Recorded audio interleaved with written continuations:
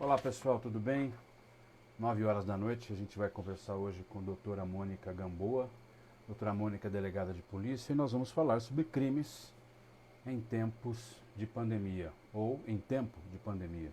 Nós fizemos uma arte para divulgação e está no singular, mas eu acho que tanto faz. O importante é que essa discussão ela promete ser muito boa, já que realmente parece que houve alguma mudança nesses tempos e como eu não sou especialista, a gente vai conversar com quem conhece. A doutora Mônica já chegou.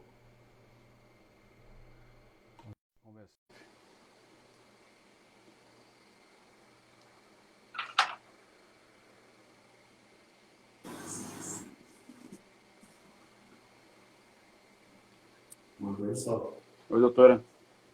Olá, tudo bem? Tudo bem. Deixa eu ajeitar a minha agora. Aí, Também, vou ajeitar a minha aqui. isso. Sempre tem que ajeitar, não tem jeito. Não virou ainda. Virou aí para você? Não, tá virado para o lado oposto. Deixa eu ver Agora aqui sim, se vai. agora sim. Não?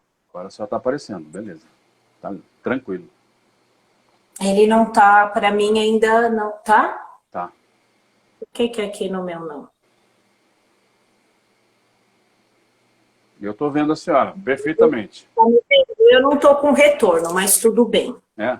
Mas é melhor Não, não é melhor esperar então? Ou a senhora sai e entra de novo? Porque eu acho legal.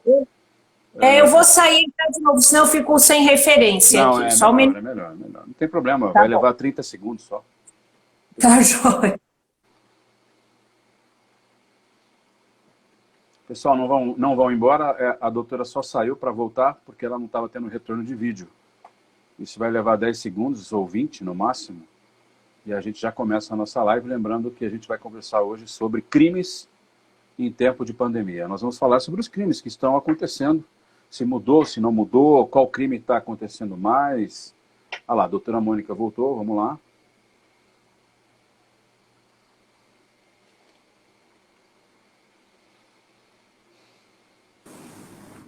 Não, tá, vamos virar.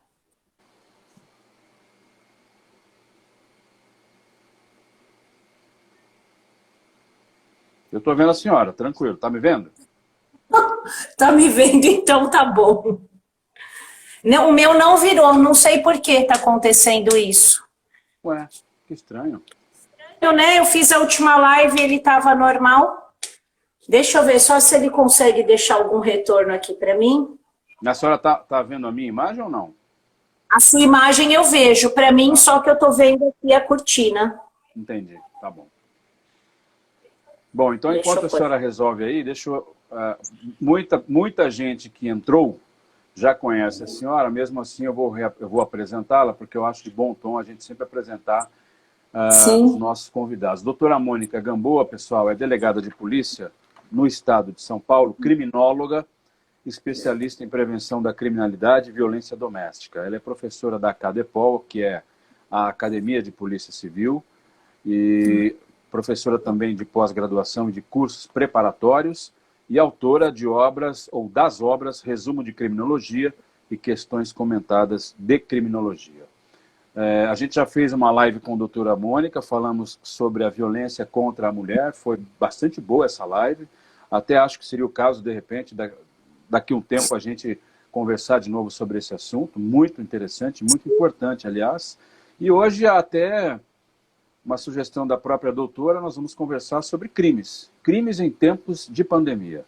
Doutora, tem gente falando aí nos comentários que está vendo a senhora tranquilamente. Então, acho que é só a senhora que não só está eu tendo o retorno. Então, tá bom. Eu vou usar de referência aqui a minha câmera mesmo para não perder o olhar. Para a gente também não, sei lá, vai ver que travou. Hoje eu deixei cair o meu celular novamente, ele já estava com uma rachadura e ela se agravou. Vai ver que é isso. Bom, boa noite, pessoal. Boa noite, Adriano. Muito obrigada pelo convite novamente. A nossa última live foi muito boa, uma conversa muito agradável, apesar do assunto bastante triste de se abordar, porém necessário, né? E aqui estamos novamente e dentre algumas pautas que nós havíamos falado, de fato, eu sugeri a questão de abordarmos a criminalidade em tempo de pandemia, né? Porque a gente ouve se falar bastante coisas, é claro que ainda é muito precoce de falarmos em estatística, até porque nós não temos nenhum precedente, né, na história mundial de uma situação como essa, né? Nós temos precedentes de estudos voltados à criminalidade, aumento, enfim, a partir de crises econômicas, sim, e o único acontecimento mundial mais próximo ao que estamos vivendo foi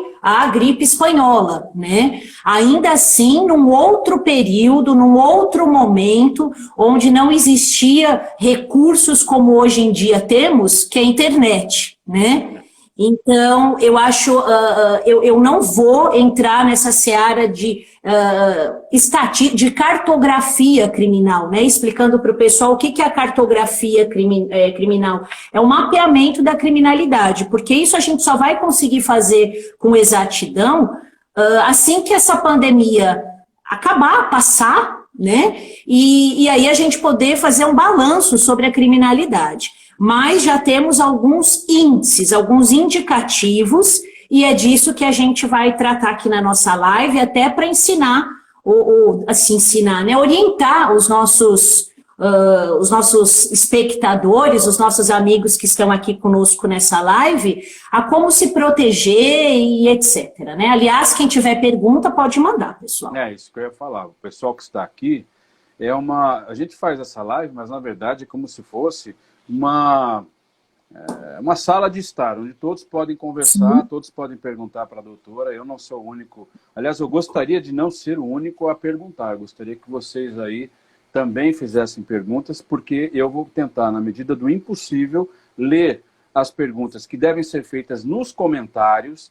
Não utilizem a ferramenta que o Instagram tem de perguntas e respostas. Aquela ferramenta, ela limita os caracteres, não dá para ler tudo. Então faz no comentário, que dá para ler tranquilo. Então pode começar desde já a fazer pergunta, mas antes eu já queria começar a minha, viu, doutora? Pode ser?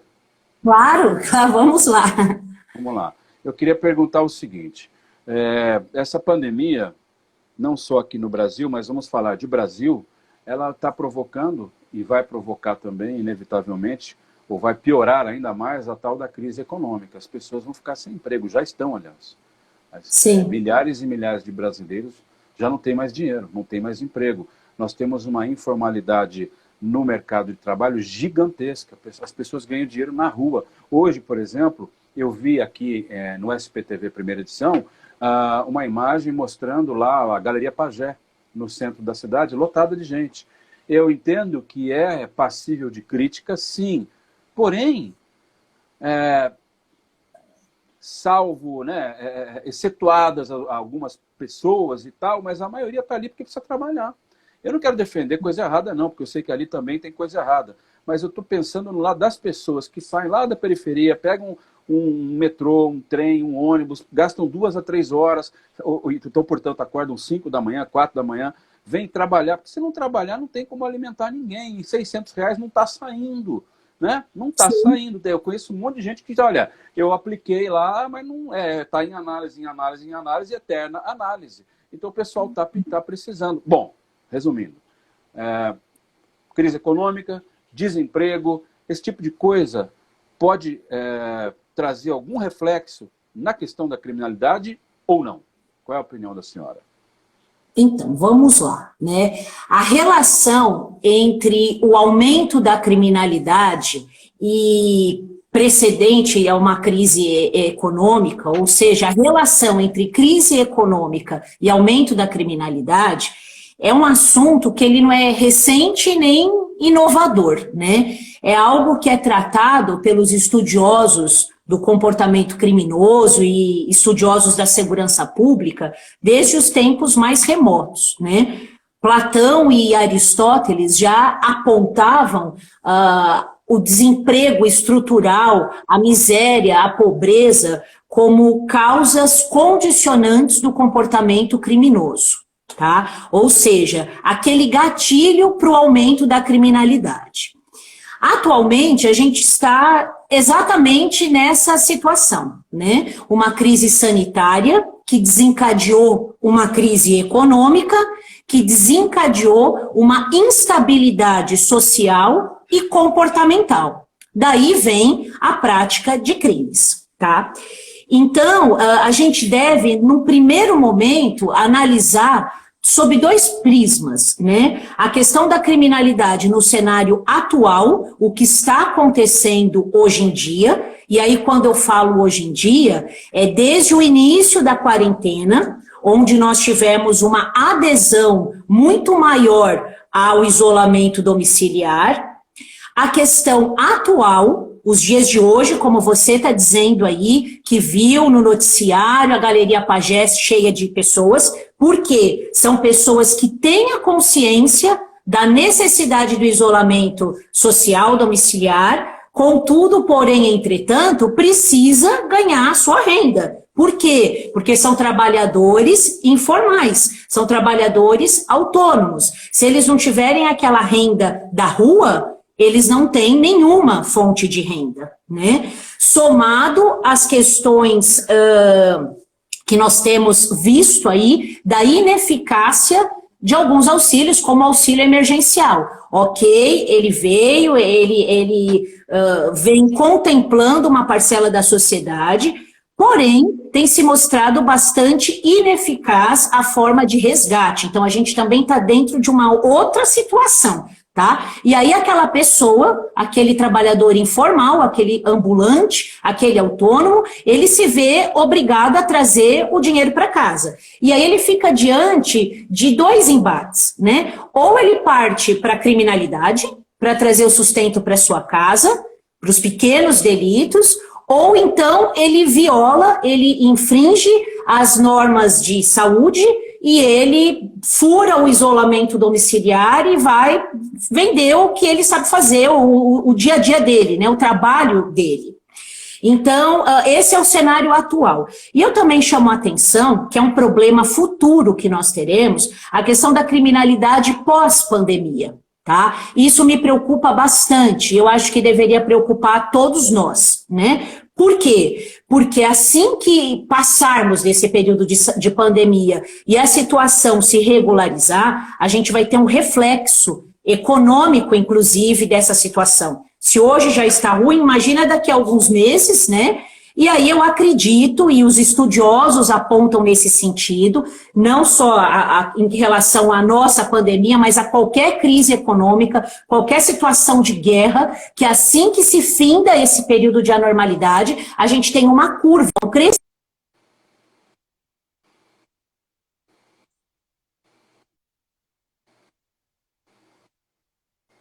Travado. Voltou? Voltamos? Ok? Deixa eu ver, fala alguma coisa, doutora. Oi, estou te ouvindo, agora eu estou te ouvindo. Vamos lá. Certinho? Então. O que ela estava falando foi interrompida. Ah, então tá. Então, vamos lá. Inicialmente, nós vimos uma diminuição de alguns crimes. Isso no início da quarentena. E já vamos falar quais são eles. Por que que houve uma diminuição de alguns crimes? Por compaixão da criminalidade? Não, em absoluto. Tá? Houve sim uma diminuição da criminalidade, porque alguns focos de onde havia pessoas deixaram de ter. Por exemplo, as ruas estão mais vazias, né? Por quê? Porque as pessoas não estão indo ao trabalho. As avenidas não têm mais congestionamento, o trânsito diminuiu consideravelmente, né? Tudo em virtude dessa drástica diminuição da circulação de pessoas. Porém, alguns crimes aumentaram. Por quê? Justamente porque a pessoa está mais em casa, né? Hoje em dia, sendo a internet uma ferramenta de entretenimento e não só de trabalho, né? Ela geralmente é mais uma ferramenta de entretenimento do que de trabalho, nós tivemos aumento de alguns crimes, especialmente aqueles praticados por meio eletrônico, chamado de crimes virtuais ou delitos cibernéticos. Então, a gente tem aí 2 vertentes, a diminuição de alguns crimes e o aumento de outros. Doutora, Agora, eu queria aproveitar essa pausa já para fazer as perguntas, que eu já vi que tem um monte aí. Então, se a gente não fizer isso paulatinamente, acaba se acumulando tudo. Deixa eu voltar aqui rapidinho, então, porque tem gente comentando pra caramba. Quer ver? Ó, vamos lá. Eu estou virando aqui. Vamos lá, pessoal. Emanuele Mercadante, saudades das suas aulas. Beijão aqui do Rio de Janeiro. Isso aí. Doutora Mônica é sensacional. Papapá. Só elogios, né? Confesso para a professora. Doutora Mônica, sempre um prazer lhe acompanhar. Quem fala é Mauri Bas do Garra. Tenho muitas perguntas, diz o Matheus. Matheus, manda bala aí. Eliazar Alves. Eliazar Alves pergunta: os golpes virtuais aumentaram muito. Recebo muitos e-mails de golpe. É o que a senhora acabou de falar. A Gil pergunta, ou ela diz, os crimes pela internet e golpes virtuais, a mesma coisa, aumentaram muito, pelo menos é essa a percepção que tenho. Os criminosos se utilizam da fragilidade e solidão das pessoas. Vamos lá. Os bandidos também se reinventam, diz o Eliazar. Os modos mudam sempre. Eu já ouvi falar disso, de que os bandidos são como o camaleão, não é? Eu uma vez ouvi uma explicação de um delegado, não me lembro qual, faz muitos anos, dizendo o seguinte: bom, tinha muito roubo a banco, daí a gente foi para cima do roubo a banco, daí eles migraram para outra coisa, aí vai lá, é que nem gato e rato, né? Até que eles começaram a explodir caixa eletrônico, daí foi para cima do caixa eletrônico. Eles são camaleões, né? A bandidagem, ela tem, infelizmente, essa característica. A Luciele Silva, Advocacia, pergunta assim: quais crimes estão ocorrendo nesses tempos de pandemia? Eu completo. Que crimes, doutora? Os crimes virtuais, mas, por exemplo, tem alguma ideia de qual esteja sendo mais recorrente? Tá, vamos lá. Em primeiro lugar, muito obrigado, né, ao pessoal do Rio de Janeiro, aos meus alunos aqui de São Paulo, aos meus colegas. Eu vi que entraram alguns amigos na sala. Muito obrigada pelo carinho e pelo prestígio de estar conosco aqui. Bom, vamos lá. Adriano, você citou uma frase que ela é emblemática, né? A gente diz que a criminalidade, ela se adapta. Ela tem aquela situação que a gente chama de mimetizar. Ela se adequa à situação, né? Por quê? Porque o criminoso, ele pratica crime, é o que ele sabe fazer. E ele vai se adaptar. E esse movimento, esse comportamento, esse fenômeno, ele já vem acontecendo. E aí eu chamo atenção para os delitos cibernéticos, tá? Então vamos lá. Que tipo de crime aumentou e que tipo de crime diminuiu durante esse período de pandemia, de quarentena? Vamos lá. Nós podemos dizer que os crimes de trânsito, especialmente os delitos de homicídio e lesão corporal decorrente de atropelamento, assim como a embriaguez ao volante, são delitos que diminuíram. Por essa questão que eu disse, de nós não termos pessoas circulando nas ruas como tínhamos no passado, tá? Dentro do que a gente chamava de normal, mas agora o nosso padrão de normal alterou. É temeroso a gente falar no normal. O normal é o que estamos vivendo. Mas, enfim, os delitos de trânsito diminuíram. Embriaguez ao volante era um crime muito recorrente no plantão policial. Hoje em dia, nós já não temos mais esse tipo de crime, né? É mesmo, diminuiu totalmente. Melhorou, né? Agora, o que nós temos também apresentando diminuição? Os furtos e roubos. A quê? Furtos e roubos a transeunte, furto e roubo de celular, furto e roubo de veículo, furto e roubo a estabelecimentos comerciais. Esse tipo de conduta também diminuiu. Os arrastões, que eram bem comuns em locais, em centros comerciais, onde tem aglomeração de pessoas, né? Como na 25 de março. Veja que recentemente nós tivemos o período de Páscoa, né? Um período de bastante movimento. Nós não tivemos nenhum episódio de arrastão, né? Então é um crime também que apresenta a queda. Contudo, em contrapartida, nós temos o aumento de alguns crimes. dentre eles a violência doméstica, como nós falamos lá na nossa live, né? A violência doméstica, a gente não sabe esse dado, o quanto ele é fidedigno, até porque, na minha opinião pessoal, eu acho que ele é um percentual maior, porque nós temos vítimas que não conseguem fazer denúncia, não têm acesso ao celular, estão presas dentro de casa, algumas até eventualmente em cárcere privado. Então eu acho que esse número ainda vai aumentar, tá? Mas a gente fala aí algo em torno de 20% a 30% de aumento nos crimes de violência doméstica, tá? O número de denúncias aumentou demais no Disque Denúncia, no 180, aumentou muito. Crimes também de veiculação, de consumo de material pedófilo, de conteúdo pedófilo, tende a aumentar durante esse período de isolamento. Por quê? Porque as pessoas estão mais dentro de casa, enfim. Abuso sexual também, semana passada eu conversei com a doutora Mariana Ferreira, perita, né, médica legista, e nós falamos sobre o aumento dos abusos sexuais no ambiente familiar. Nós temos também o aumento dos golpes na internet, dos crimes de fraude praticados por meio virtual, que a gente vai se estender falando um pouquinho mais. E uma outra pesquisa que eu vi também já sinalizando um aumento foi no abandono de animais, tá? Por que o abandono de animais domésticos? Por causa da fiscalização, né? Na medida em que as ruas estão mais vazias, a fiscalização até do outro, não digo nem uma fiscalização de polícia, a fiscalização pela própria sociedade, ela é diminuta. Então é mais fácil para a pessoa deixar um bichinho abandonado, por exemplo, na marginal, tá? Então veja, a gente tem queda de alguns crimes, crimes de trânsito e alguns crimes patrimoniais, e temos aumentos de outros crimes, violência doméstica, abuso sexual, consumo de conteúdo pornográfico ou pedófilo, né, envolvendo crianças, enfim, golpes na internet e abandono de animal, tá? Doutora, dá uma olhada aqui, ó. Só para incluir na sua fala.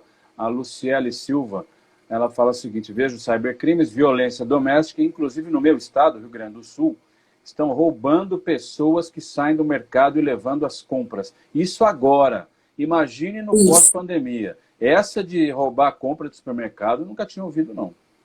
Então, isso é o saque, né? É o saqueamento, não do estabelecimento, mas sim do consumidor, do cidadão. Né? Ele entra dentro de uma modalidade de saqueamento. É bem comum esse tipo de comportamento criminoso em situações que a gente chama de situações de anomia, situações anômicas, ou seja, onde não há a valoração da norma, onde as pessoas violam a norma por uma questão instintiva, né? De sobrevivência. A pessoa está desempregada, não tem dinheiro, fica ali à espreita esperando alguém passar para tomar a compra dessa pessoa. É uma modalidade de roubo, mas é um saque. Seria parecido com aquele furto famélico, sei lá. Então, não seria necessariamente o furto famélico, porque se a pessoa pegar a compra inteira, ela já desqualifica essa questão do furto famélico, né? Furto famélico seria ela pegar um pão, né? Para saciar sua fome naquele momento, tá? Mas aí a gente poderia, sim, cogitar um estado de necessidade, né? Dependendo da situação de fome que essa pessoa esteja, ou de um filho, a gente não pode afastar uma eventual possibilidade de estado de necessidade próprio ou de terceiro, enfim, né? O Adriano, é interessante também, eu vi uma pesquisa que ela foi feita, ela foi divulgada inclusive no G1, tá? E ela foi feito um levantamento pelo NEVUSP, que é um núcleo de estudos sobre violência da USP, né? E o Fórum Brasileiro de Segurança Pública. Eles constataram um ligeiro aumento no número de homicídios, tá? Homicídio doloso, que é aquele quando há intenção de matar. Não se sabe ao certo se esse aumento de homicídio se deu por disputa territorial em virtude das brigas entre traficantes, não sabe se deu por conta de acerto de contas entre milícias, não se conseguiu identificar o porquê desse aumento, mas foi constatado um aumento de 10% comparado a 2019. Em março de 2009, foram registrados 199 homicídios dolosos. E em março desse ano, o número está em 219 casos. Tá? Então fica também essa informação de alerta. E aí eu volto a dizer, o fato da rua estar mais vazia, o fato de à noite a gente ter menos pessoas circulando, isso favorece crimes como homicídio, por exemplo, crimes de estupro, né? Por conta do local estar ermo. Apesar de São Paulo não estar respeitando o isolamento social, porque não está mesmo, agora, na primeira semana, eu acho que quando chegou lá a 60%, 58%, saindo com o meu cachorro à noite para passear, e eu que não tenho porquê, eu não tenho que ter o mesmo temor, por exemplo, do que uma pessoa, uma menina, alguém que o bandido olha e fala, isso aí é presa mais fácil. Mas eu fiquei temeroso de ver ruas absolutamente desertas. Eu procurei passear rapidamente com o cachorro, porque eu falei, agora não tenho mais por que temer, porque a rua está cheia, está todo mundo na rua, então. Mas essa questão do local abandonado, da coisa erma, realmente traz à tona essa questão, porque se ali, naquele momento, eu ou qualquer outra pessoa mais frágil, mais vulnerável, né, como um idoso, por exemplo, se os bandidos quiserem atacar, é fácil. Sim. É fácil. Fácil. É bem fácil. Está tudo quieto, não tem ninguém vai ver. É uma coisa terrível. Exatamente, a diminuição da fiscalização. Né? Tem uma teoria criminológica, um estudo criminológico, que ele é chamado de estatística moral, que ele fala sobre as leis térmicas da criminalidade. Os alunos que estão aí na live vão lembrar quando eu falo disso em aula. As leis térmicas da criminalidade é um estudo que foi feito em 1890 e alguma coisa, ou seja, já é um estudo antigo, e ele vem trazendo o seguinte dado, ele faz um comparativo com estações do ano. Então ele diz que afirma, né, os estudiosos Gary Quetelet, que era um matemático belga, ele constatou o seguinte, que durante o período de inverno, por exemplo, né, onde a gente tem frio, escurece mais rápido, as pessoas se recolhem mais cedo, a gente tem um aumento considerável nos crimes patrimoniais, justamente pela ausência de fiscalização. Né? E aí ele fala das outras estações do ano, enfim, mas fazendo um paradoxo aí entre o inverno, local ermo e esse período de pandemia, que a gente já está no outono, já está escurecendo mais cedo, já está um pouco mais frio, tudo isso favorece para a diminuição da vigilância. Entendi. Doutora, a Emanuele Mercadante está perguntando algo que eu acho que é dar uma live inteira. Então, acho que não é o caso da gente falar aqui, mas até acho que a gente pode colocar na nossa listinha. Ela pergunta o seguinte, como é feita a estatística da criminalidade? Das delegacias até chegar ao estado de São Paulo como um todo. Ô, Manuel, eu trabalhei 12 anos na SSP, na Secretaria de Segurança Pública, e nós da assessoria de imprensa lá somos extremamente ligados à CAP, que é o setor de estatística que faz exatamente isso. Aliás, lá tem muitos delegados de polícia e muitos oficiais da Polícia Militar, todos trabalhando em equipe para justamente fornecer ao habitante, ao cidadão que mora em São Paulo, o dado mais confiável possível. Por isso que eu sempre reclamei com um colega meu jornalista que dizia que o dado era maquiado. Não é, não. O dado em São Paulo, ele é feito com um rigor absurdo. Só que dá uma live inteira, viu, Emanuele? Não tem como a gente, nem a doutora Mônica, nem eu, a gente consegue explicar isso em 5 minutos. E aí a gente sai muito do isso tema. Justifica, né, Adriano? O Adriano tem uma vasta experiência nessa área, sem sombra de dúvidas. Eu também, recentemente, estava na diretoria do DECAP, né, como a maioria sabe, e lá, por ser um órgão de caráter administrativo, de planejamento, né, eu frequentava muito as reuniões na Secretaria da Segurança também, justamente para falar sobre os índices criminais. É um estudo que ele é feito entre a Polícia Militar, a Polícia Civil e a Polícia Científica. Nós temos comissões dessas 3 polícias que nós nos reuníamos ali mensalmente para discutir os índices criminais, não só para fins de pagamento da bonificação por resultado, mas também para poder mensurar, fazer a métrica. Qual vai ser a métrica estatística para a mensuração da criminalidade, né? E isso, assim, nós contamos com aulas, palestras de institutos muito importantes, como, por exemplo, o Instituto Sou da Paz. Não sei se a Carolina Ricardo está na nossa live, mas ela é diretora executiva do Instituto Sou da Paz, uma grande colega que vem trazendo também dados. Então, veja, a gente faz todo um alinhamento entre as polícias, entre as ONGs que estudam a criminalidade, entre o comportamento da sociedade e a regionalidade, né? Um trabalho que ele é feito regional. É muito complexo, precisaria de uma live mesmo para a gente falar sobre isso, mas não é dado maquiado, não. Não.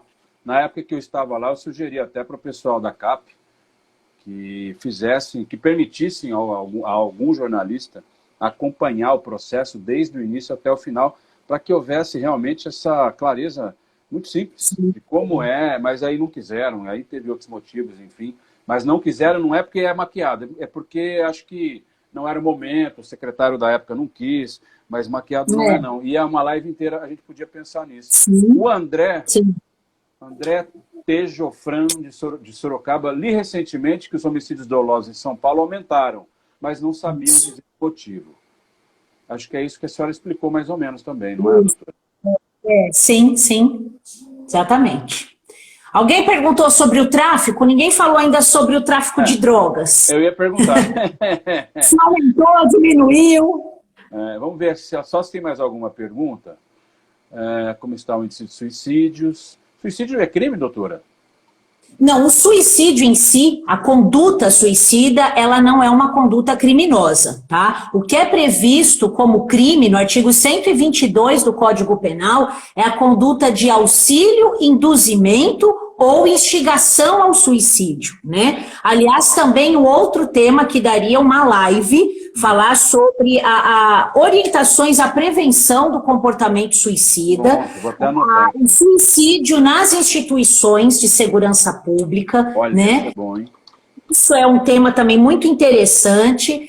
Nós temos também, eu acredito que nós vamos ter um aumento, e já temos vistos alguns casos de suicídio nas instituições de saúde, né? Por conta de profissionais que vêm trabalhando com a pandemia e aquele sentimento de frustração, né? Porque o suicídio nada mais é do que a perda da esperança. O indivíduo, ele perde a esperança em tudo, né? E é isso que é o grande gatilho para o suicídio. Se a Sabina Alexandra estiver aí na live também, ela é uma estudiosa do suicídio. Temos um outro colega de São Caetano que também estuda o fenômeno, mas eu acredito que também...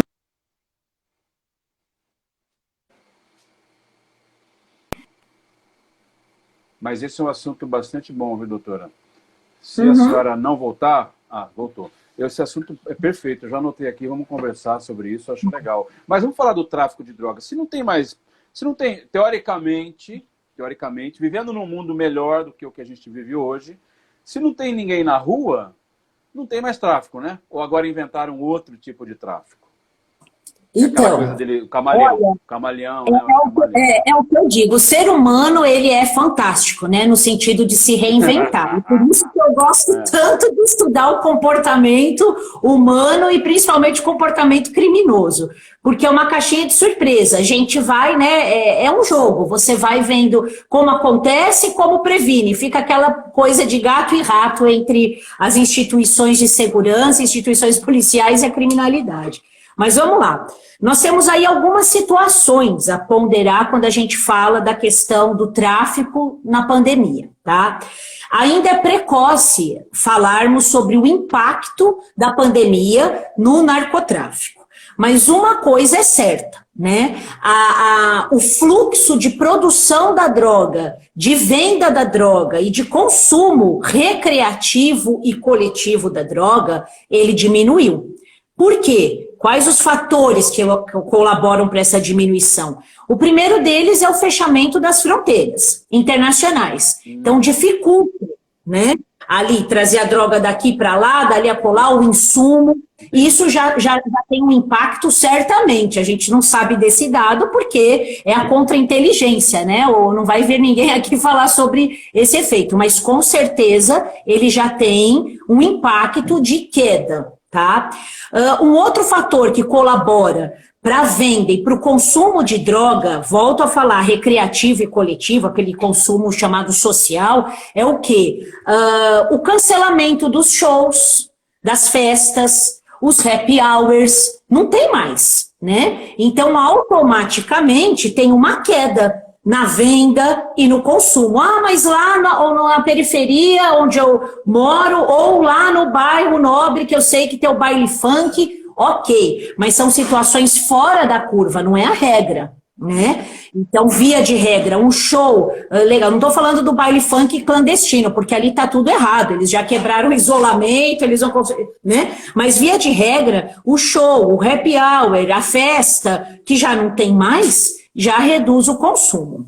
Porém, aconteceu um fato que me chamou muito a atenção no início da quarentena, foi até a minha mãe que me mostrou esse vídeo, que era um vídeo que retratava uma venda, uma feira da droga, tá? Não sei se o nosso público, você chegou a ver, ele viralizou no WhatsApp, então era a feira da droga, tinha fila de pessoas aguardando para comprar, e uma banca, como se fosse uma banca de frutas na feira, vendendo. E as pessoas comprando assim, demasiadamente, com medo de quê? De acabar. De acabar ou de encarecer. Então, fazendo um estoque, tá? Então, veja só, a gente tem sim uma queda, mas tem aquele evento onde no começo da quarentena teve um pico na venda da droga para a pessoa poder estocar. Né? Por outro lado, o consumo do álcool, o consumo do tabaco e o consumo dessa droga estocada, ele aumentou onde? Em casa. Ele diminuiu recreativamente, coletivamente, mas dentro de casa aumentou. Tanto que um dos fatores que colaboram para o aumento da violência doméstica é o consumo do álcool em casa. É a ociosidade, o aumento do consumo do álcool, né? Então, a gente tem que ficar alerta para essas questões. Outro fator, a Cracolândia, aqui no centro de São Paulo, ali no bairro, na região da Luz, né? Aquela aglomeração de pessoas usando crack também se dissipou. Mas será que essas pessoas pararam de fazer uso do crack? Não, eles estão fazendo escondido em algum local, né? A Cracolândia sumiu, é isso? Não sabia disso. Não, agora já está voltando, né? Mas no começo da quarentena teve um controle muito mais efetivo, né? Doutora, só perguntar uma coisa para a senhora, delegada de polícia, né? Embora esteja dando uma pausa bem rápida aí na carreira, mas vai voltar, mas a senhora tem toda essa experiência vivida na Polícia Civil e como delegada, a senhora... Evidentemente, imagino que acredite na ciência, né? Em tudo isso que está acontecendo conosco. A senhora viu que hoje houve um dado bastante preocupante de que nas últimas 24 horas, 600 brasileiros morreram vítimas da Covid. E aí a gente enxerga, a gente olha para a nossa sociedade e vê todo esse pessoal na rua e tal. Aí é uma opinião sua, né? E vamos agora falar com a Mônica e não com a doutora Mônica, porque eu quero desvencilhar a opinião da delegada da pessoa, mas a experiência de delegada pode lhe ajudar a responder.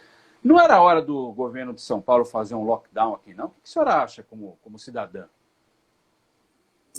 Bom, eu vou falar como cidadã e também, né, não tenho como afastar completamente a minha experiência como delegada de polícia, a minha vivência, né? Em primeiro lugar, eu penso que deveria haver uma união e uma convergência de decisões e orientações entre as autoridades políticas, autoridades de saúde e autoridades de segurança. Ou seja, o famoso falar a mesma língua, né? Enquanto estivermos diante de discursos divergentes e conflitantes, quem perde somos nós, né? Todos nós, porque mesmo essas autoridades são povo, são os cidadãos. Né? Então, em primeiro lugar, a gente, por vezes, eu tenho percebido que no último mês, especialmente, o foco na crise econômica, o foco na crise de saúde tem se perdido, tem se dissipado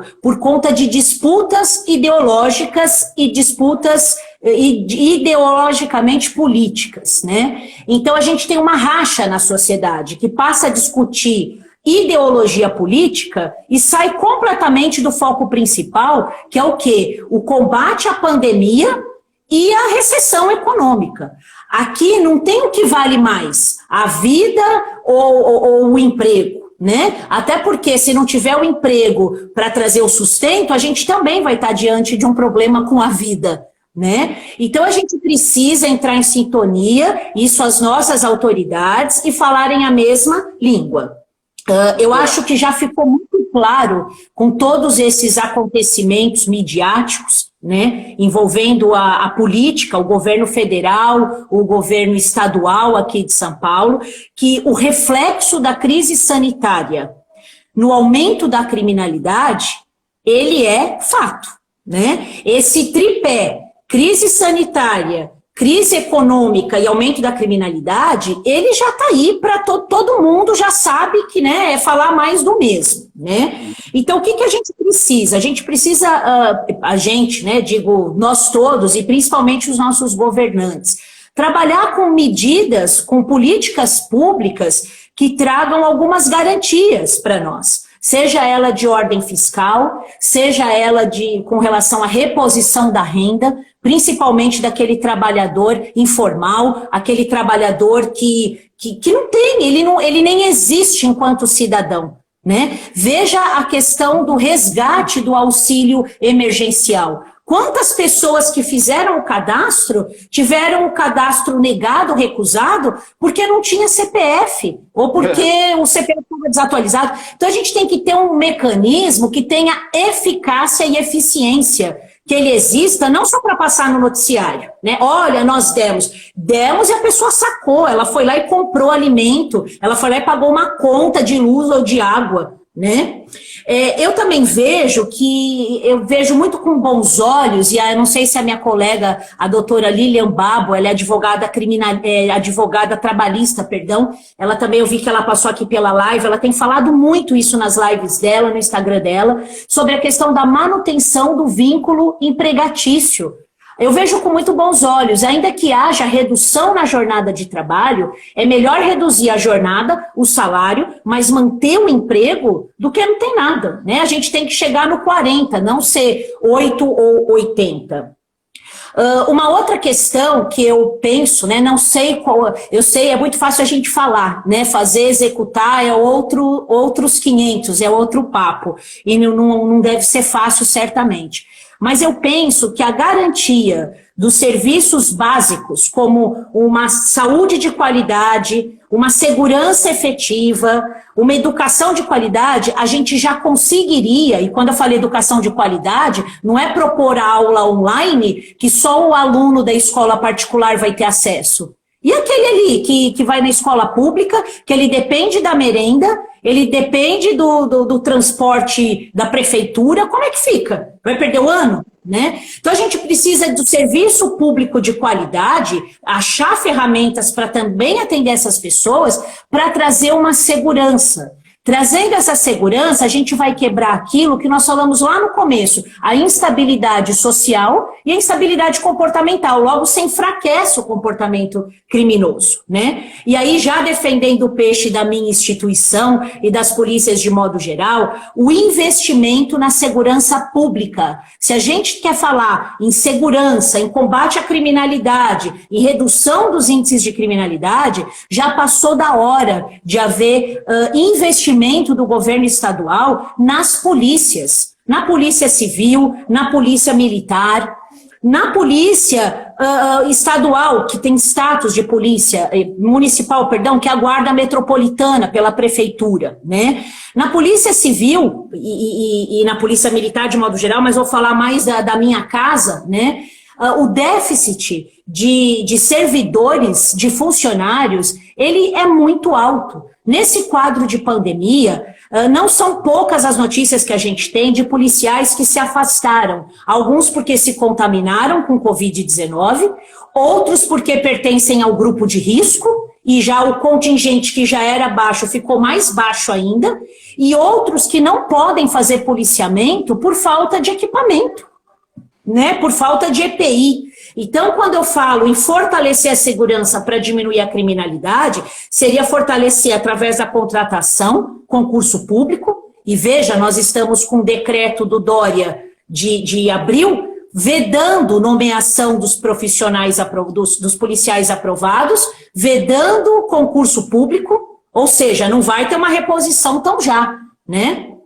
E também não temos uma reposição dos recursos materiais. Viatura, as viaturas estão em estado de calamidade, né? Armamento, EPIs para a pandemia. Então, fortalecer a segurança pública em todos esses aspectos é uma forma de se garantir uma melhora no aumento da criminalidade. Né? Doutora, a senhora falou aqui do déficit na página do Sindicato dos Delegados. Aliás, é uma tabela que, enquanto nós trabalhávamos lá para o sindicato, a gente atualizava todo mês. Aliás, eles atualizavam e nos passavam. O último dado de 30 de abril, ou seja, agora há pouco, o déficit é de 13.515 servidores na Polícia Civil e na Polícia Científica. Deixa eu perguntar uma coisa, aproveitando, doutora. Não, só aqui, ó, a Luciele fala que é a favor do lockdown ou termina de vez esse falso isolamento. Também concordo. Está parecendo uma piada, uma palhaçada. O Mauri faz uma pergunta que eu acho importante.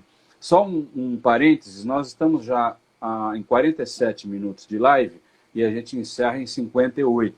Então, vamos começar já entrando nos finalmente para que a gente tenha mais 12 minutos de prosa, porque a gente se propôs hoje a terminar em 1 hora, né, doutora?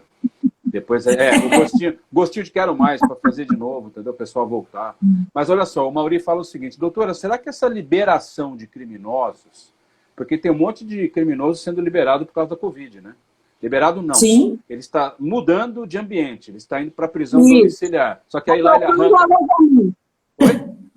Como é que é? Estão trocando o alojamento do detento. Mas chega na casa dele, ele arranca a tornozeleira e vai assaltar. Então, um monte, né? Claro. Aconteceu isso. Bom, vamos lá. A senhora não acha que isso aí aumenta a criminalidade nesse período e depois ainda mais depois da pandemia? O que a senhora acha? Aí, só complementando, a Emanuele fala que também é a favor do lockdown e a Gil fala que na Itália também só diminuíram os números quando houve lockdown. Mas essa pergunta do Mauri, eu gostaria que a senhora desenvolvesse um pouco, que eu acho bastante interessante para a nossa live aqui. Sim. Então, a questão da liberação dos detentos, sobre a justificativa, né, sobre a questão, o olhar dos direitos humanos, no sentido de salvaguardar a vida do preso, também a gente está... É aquilo lá, toda história tem dois lados, né? Quem autorizou, ou seja, o Estado Federal, o governo federal, quando autoriza uma medida desse calibre, desse porte, ele vai justificar em quê? Em salvaguardar a integridade física, a vida do detento, ele não pode ser exposto aos riscos da contaminação e tal. Agora, se a gente for fazer um outro olhar, o papel do advogado do diabo, novamente está se terceirizando o problema. Está passando o problema para uma outra esfera, ou seja, para a sociedade que vai receber esse detento. Por quê? Porque o Estado não tem um suporte, um aparato para lidar com a situação, né? E aí, a tutela do preso é de quem? É da sociedade ou do Estado? É do Estado. Então, o Estado não pode negligenciar sob essa justificativa e liberar todo mundo. Isso está errado, né? Mas, novamente, quem paga essa conta? O povo. O povo, né? E aí a justificativa, como eu disse, tem que ser um ato fundamentado, vai ser fundamentado onde? Nos direitos humanos, na salvaguarda da vida e da integridade do preso. Não que ele não mereça, ok, merece, ele está lá cumprindo a pena dele, mas ele também tinha que ter o quê? O mecanismo de proteção. E o trabalhador que sai pega o transporte público, vai trabalhar, não está sujeito à contaminação? Meu marido está sujeito à contaminação todo dia, ele não deixou de trabalhar, ele é policial civil, né? Ele vai, trabalha, transporta preso, tem contato com esses presos e ele... né? Que proteção que ele tem, além de uma máscara e uma luva e tal? E por que o preso tem uma prerrogativa maior do que um trabalhador? Isso está errado. Eu sou contra também. Essa opinião da senhora é bastante polêmica, né? Outro dia a gente entrevistou, a gente conversou aqui com a doutora Jaqueline Valles, que é uma advogada criminalista, que defende, mas não de forma aleatória, nem de forma indiscriminada, a liberação realmente de detentos. Mas aí entra a questão de você ter que analisar mais profundamente quem é a pessoa, o que fez, o que pode fazer e tal. É muito complicado. Essa conversa, ela, como a senhora mesma disse, ela tem vários lados, é uma coisa difícil. Vários lados. Mas assim, para terminar, doutora, a gente tem aqui mais 8 minutos, eu tenho aqui duas questões que eu poderia fazer, aliás, na verdade, não, são duas. Veja aí qual a gente pode desenvolver nesse finalzinho, que eu acho legal. Essa primeira, que fala dos esquemas de fraude mais comuns através da internet e tal, por que essa pandemia acaba virando uma tremenda de uma oportunidade para esses golpistas e como as pessoas podem se precaver. E a outra pergunta seria, na sua opinião, quais medidas ou políticas públicas poderiam ter reflexo positivo nas taxas de criminalidade do país. Eu acho que uma delas, a senhora já citou, que é justamente o investimento maciço em segurança pública, não é? Então, eu acho que a gente poderia entrar para encerrar essa questão da fraude que a senhora acha. Exatamente. Essa sobre o reflexo positivo é isso. A melhoria e estruturação da segurança pública, a garantia dos serviços básicos ao cidadão, a questão da convergência de discursos entre as autoridades e não a disputa, né, política, enfim. Muito interessante, Adriana, essa questão que você perguntou sobre os crimes, os golpes na internet, né? Os estelionatos fraudulentos e tal. Bom, o que a gente tem percebido? Eu vi uma reportagem da revista Forbes, que ela vem falando sobre golpes que têm sido praticados na internet, utilizando o quê? A sagacidade daquele profissional do crime cibernético, né? Porque é uma especialidade, é um crime que demanda uma especialidade.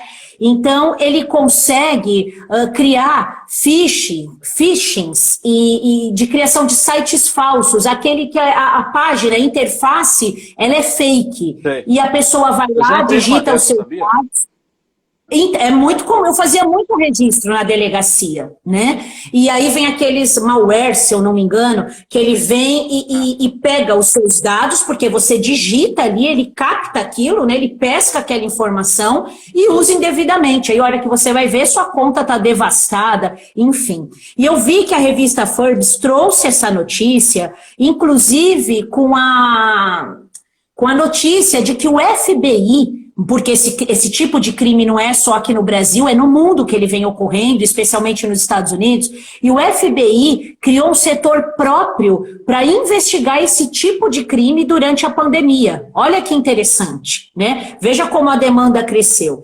Uma outra coisa que tem que tomar cuidado com o crime digital essas promessas de cura da doença. Acesse aqui, deposite, é muito relacionado às igrejas, né? O óleo milagroso que vai curar o Covid. Isso é golpe, isso é prática de estelionato, quando não charlatanismo, né? Também as doações para instituições de caridade, sob a prerrogativa que vai, em vez de pesquisar a doença, desenvolver testes e tal. E recentemente também a Polícia Civil fez uma prisão grande sobre a falsificação de álcool gel, né? Falsificação de testes para o Covid, álcool gel. Então, é o tipo de crime que é muito comum, o pessoal está se socorrendo da internet para fazer.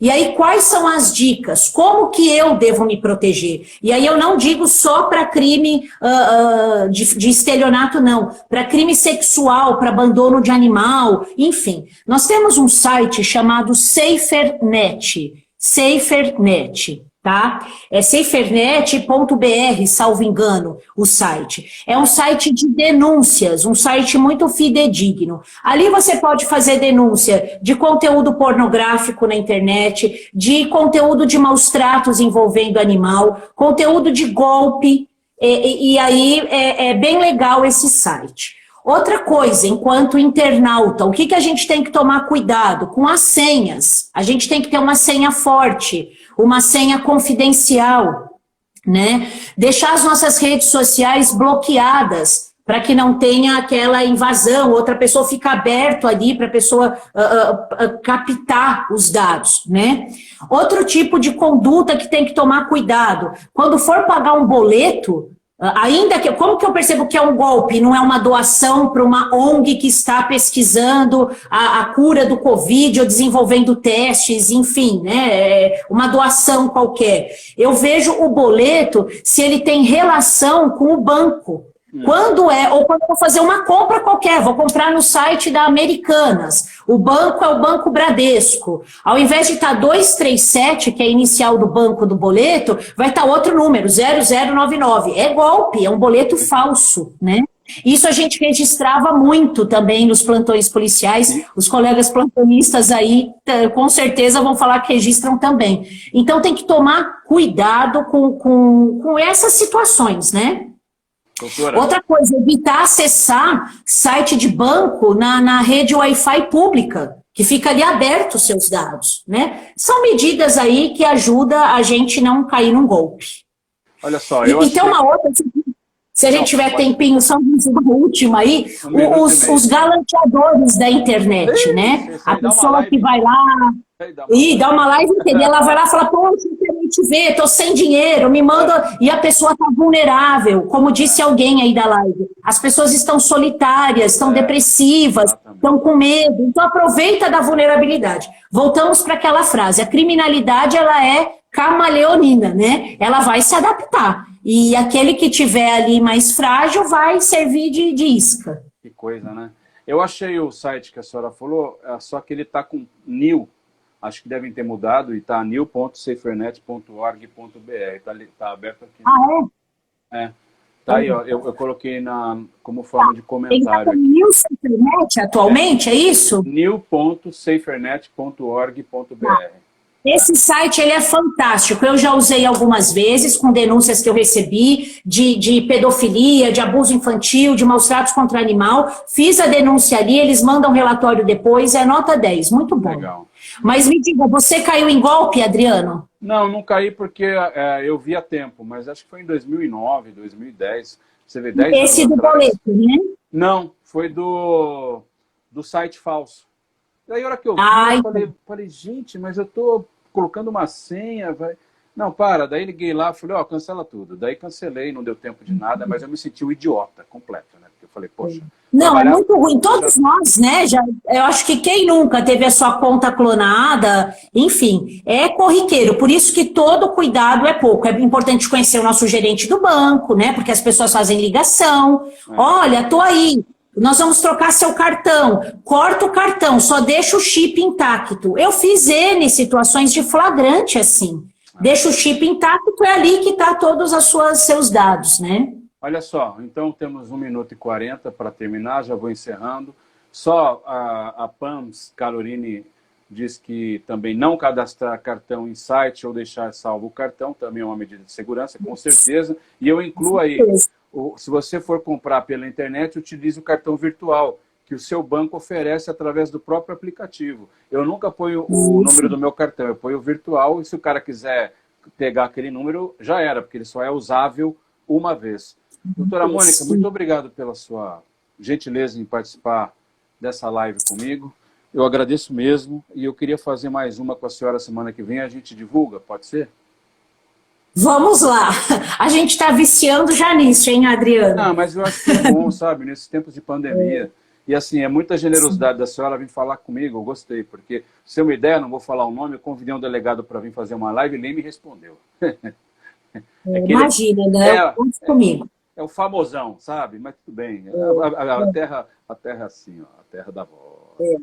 Não, mas conte comigo, o que eu puder ajudar, eu acho que essas lives, é uma prestação de serviço público, né? A gente troca ideia, veja que o próprio pessoal que está assistindo vem também trazendo dicas para nós. Temos que encerrar. E é isso, eu quero agradecer a presença de todos, agradecer seu convite mais uma vez, foi um prazer, muito obrigada. Obrigado, senhora. E siga nas redes sociais, Delegada Mônica Gamboa e no Instagram, Mo Gamboa. E siga a gente também, AKM Comunicação. Um abraço, tchau.